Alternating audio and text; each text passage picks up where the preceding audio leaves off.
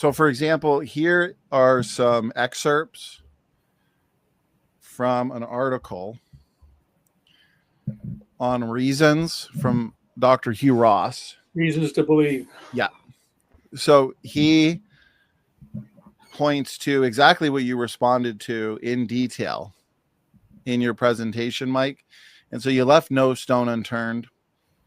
So he looks to the 6 deep ice cores and 1 sediment core, says they now provide a clear and continuous record of Earth's history.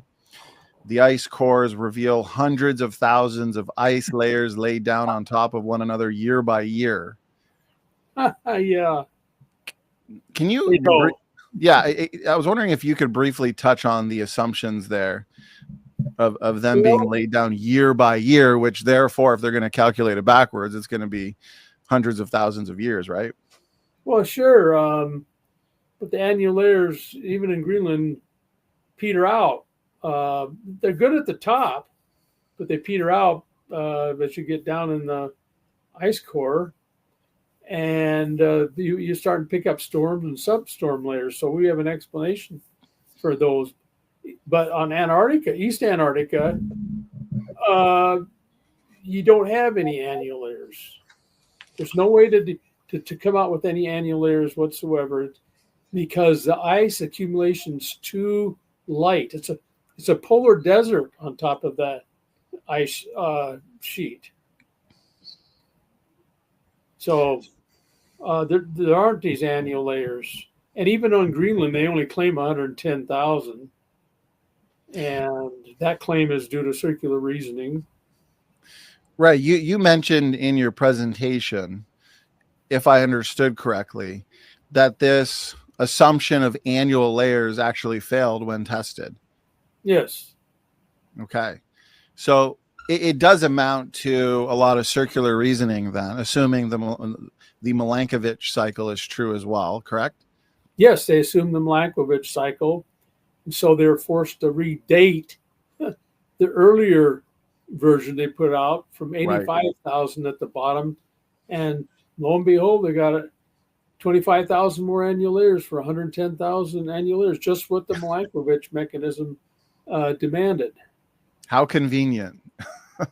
And you can read this as plain as day in the Journal of Geophysical Research, that special issue I showed you from 1997.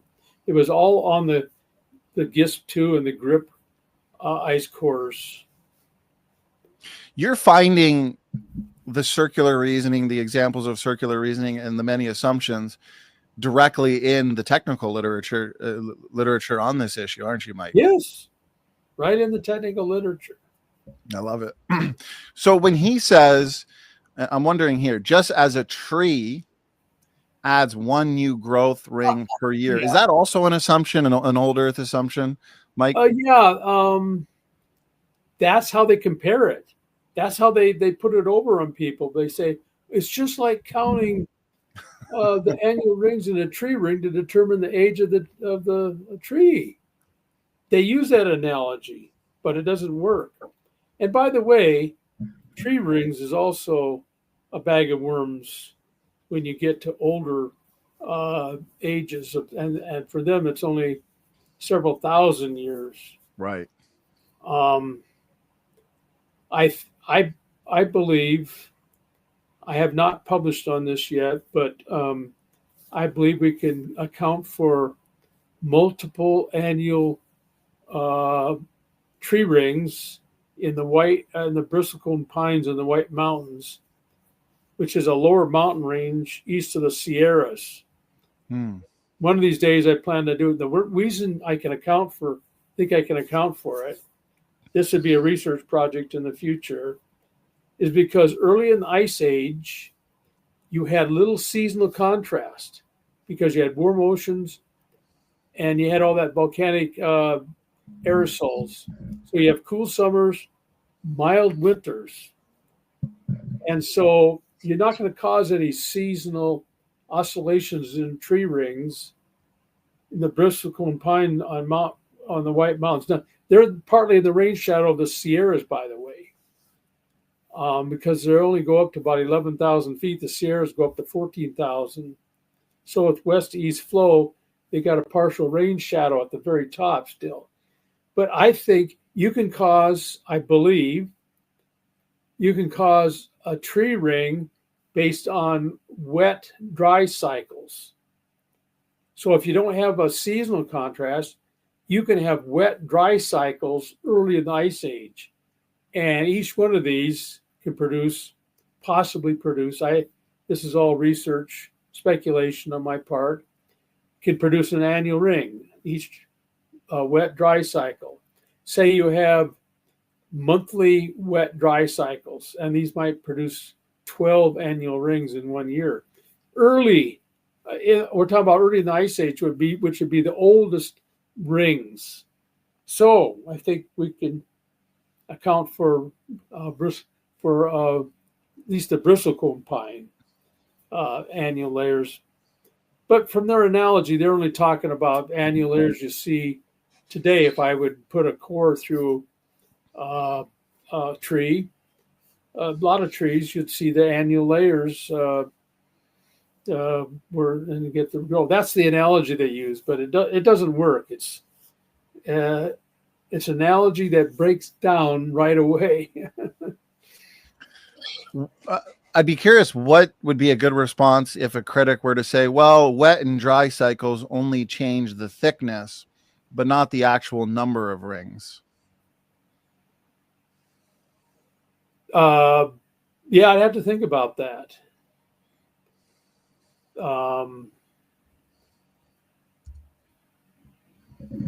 It might depend on if you have in the dry cycle, you tend to get thinner ring. You'd have a kind of stopping or slowing, and they'd be like the fall would. So, yeah, if you get a real wet period, you can have a thicker ring, but then the dry cycle will cause it to stop or be like fall and winter.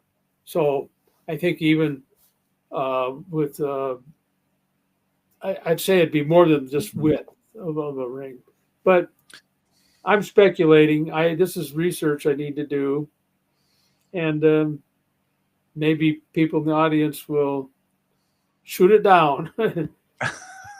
Well, that's what it's all about, right? Putting forth a hypothesis, Yes, and then trying to refute that hypothesis. Let's see if it sticks, yep, or if it's falsified.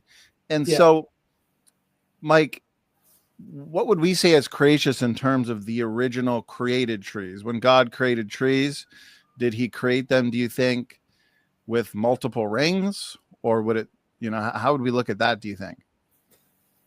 Well, I've seen a lot of trees in the fossil record, a lot of vertical trees, like in the Cenozoic, and I believe very strongly that the Cenozoic is from the flood.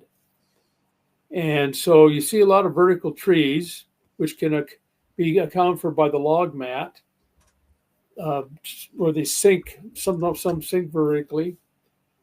And I have a lot of evidence for this, in that in some cases, I've been able to see the bottom of these vertical trees, and there's no roots and no soil.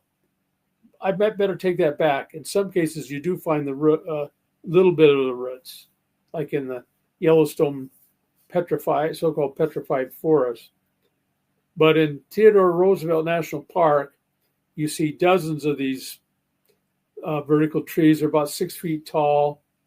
They flare out to the bottom, and then because it's a badland area, it's eroded, and you see what's underneath it. No soil, no trees. In other words, they didn't grow there. Secular scientists always assume that vertical trees grew there, but we think they dropped there during the flood. So I've shown other instances of that. See, I forgot where I was going with this. Remind me, please.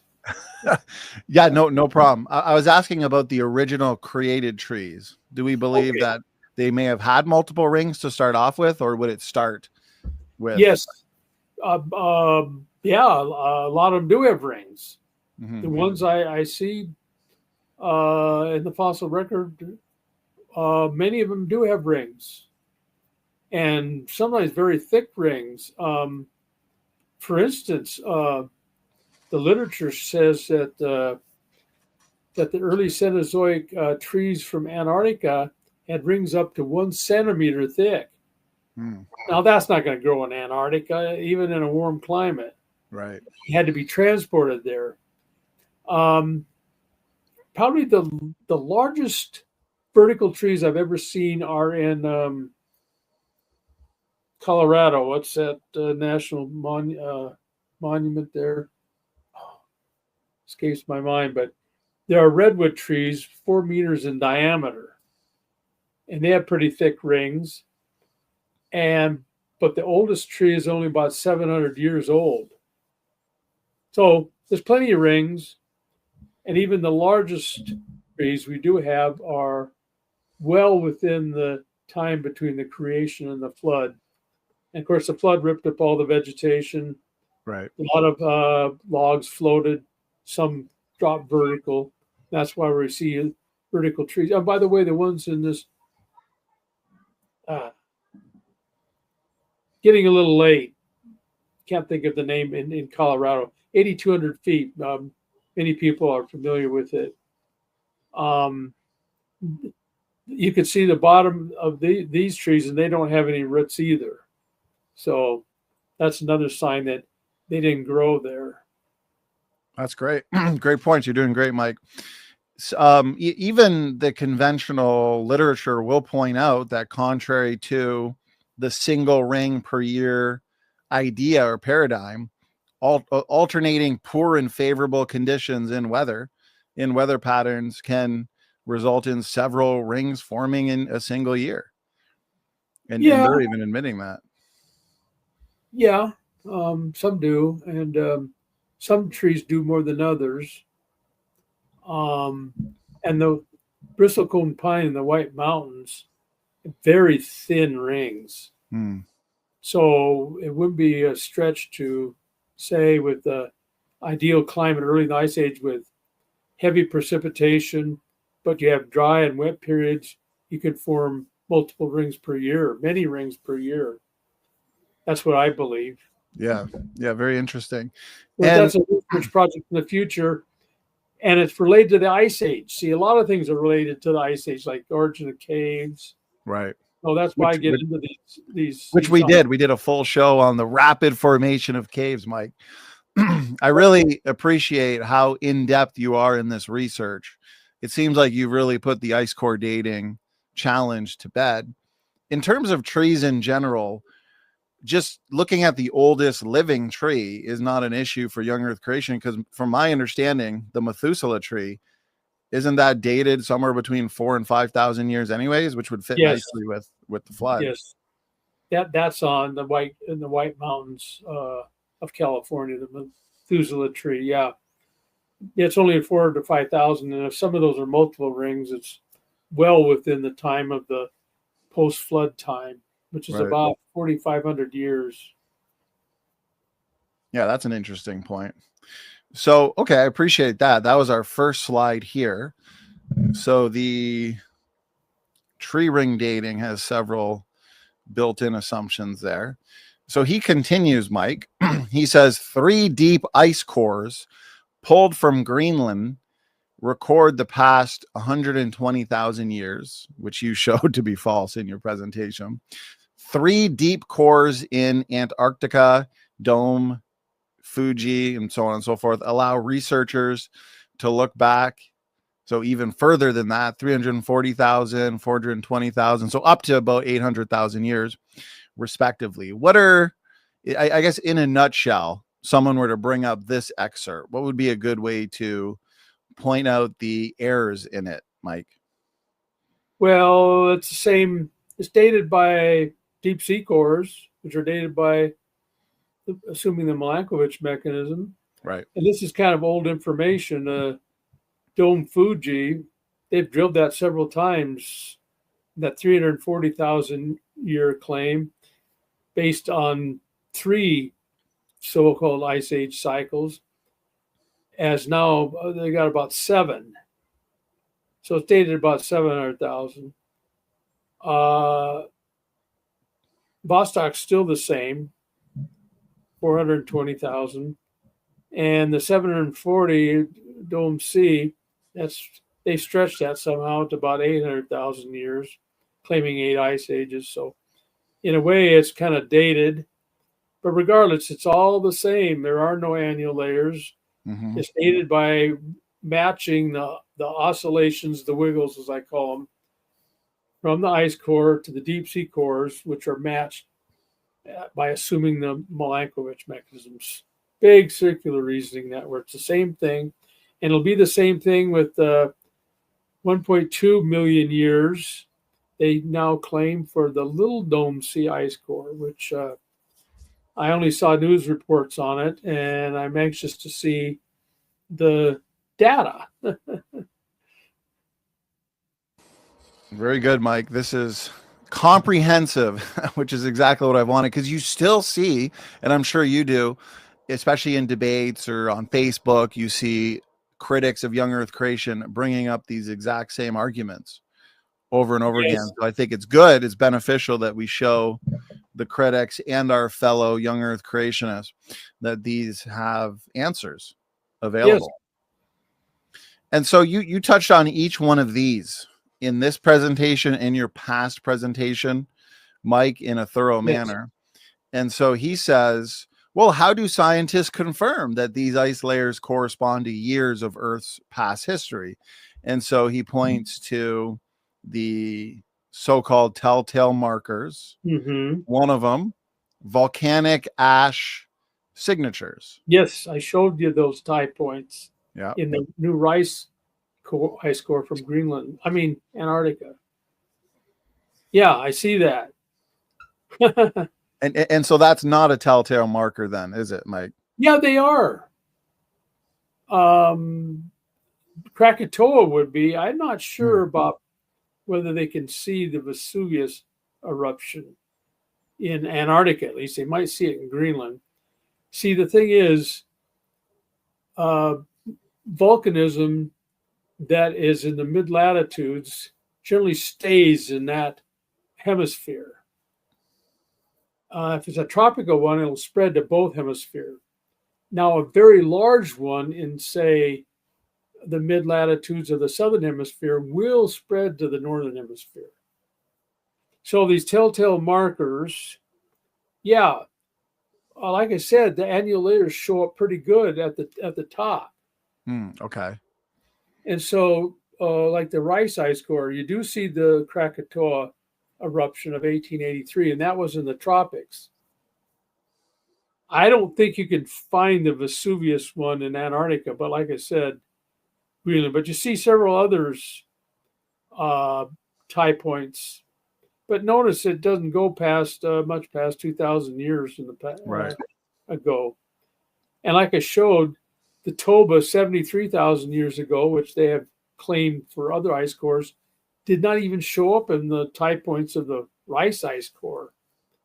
So this thing doesn't say anything. It says that in the top, you do pick up these, and they're good dates, but it doesn't go very far down. Oh, I get it. So you're saying it's a telltale marker in terms of the top. The top. Layer, the top, which we would agree with. Yes. Because it's only going back a couple thousand years anyways. At the most. Mm-hmm.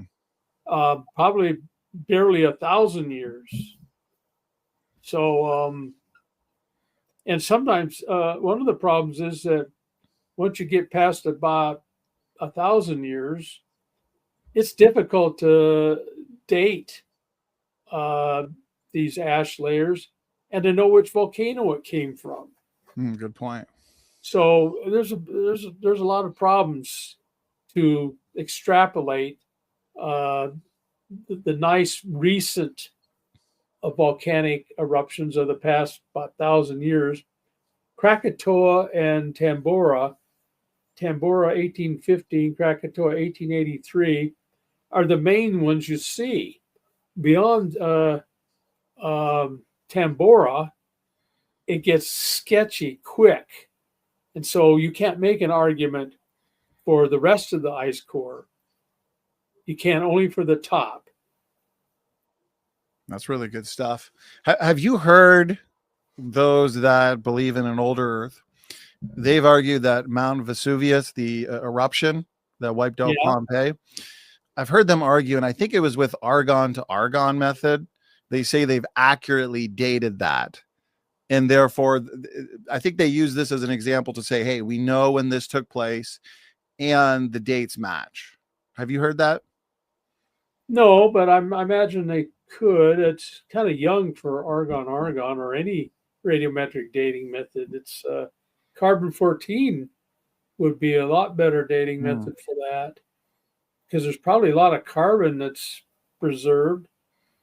So, but when you get that young with radiometric dating methods that date rocks, you're getting into some problem areas. I'm not sure you can date anything at 79 AD from potassium argon, argon, or rubidium strontium, or uranium lead, because the half-lives of these things are huge, right?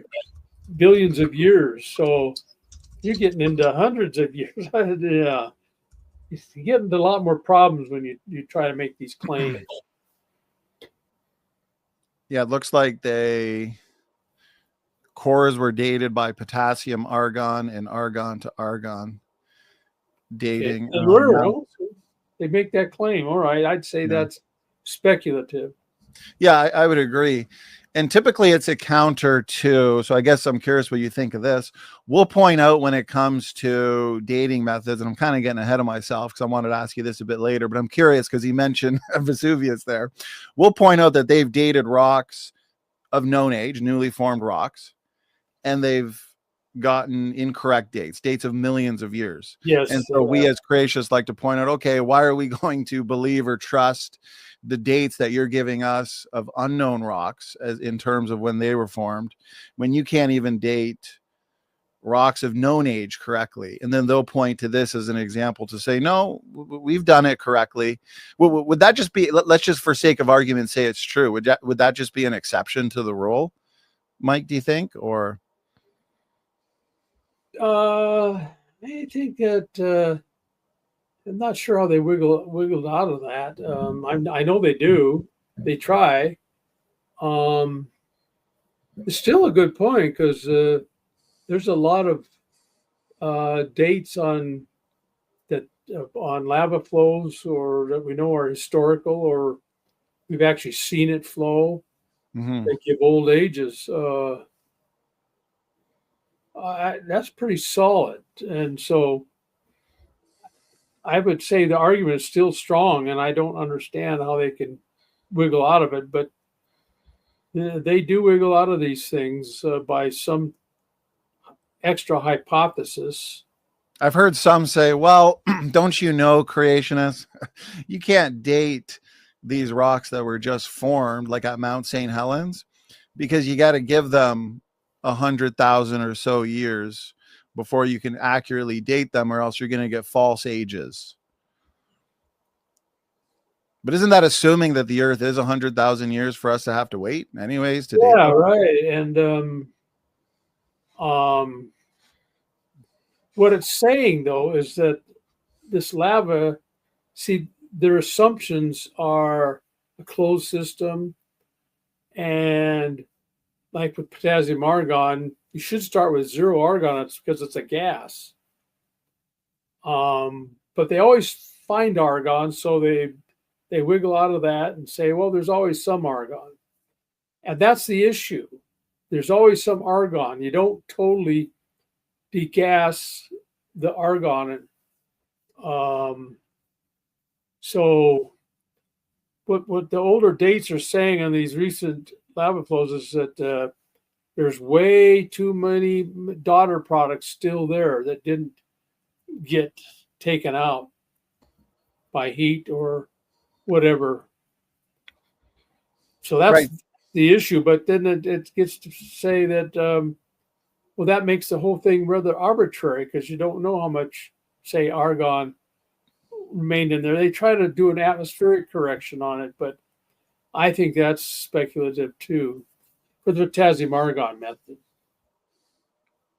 So it's basically showing that the assumption that there's no daughter element, that basically the clock is reset when these rocks solidify, is false. Because yes, there is daughter elements present for us to get any kind of date, really. Yeah, you should think that the heat would totally degas the argon. That would be the first guess on that. But these old dates on young lava flows indicate that's false, which means, well, how much argon is from the radioactive datum, and how much is from left in the lava? Mm-hmm. And that's why when you get to unknown ages, those sorts of things tell me you really can't date a rock of unknown age by these methods. And I think those are valid points. Too many assumptions that are a problem. In fact, they use these main assumptions in radiometric dating to throw out what they consider bad dates. So I've seen this over and over, that how they throw out what are called bad dates because they violated one of their assumptions, like a closed system, or initial conditions are known, or a constant rate assumption. So those are the three main assumptions in radiometric dating.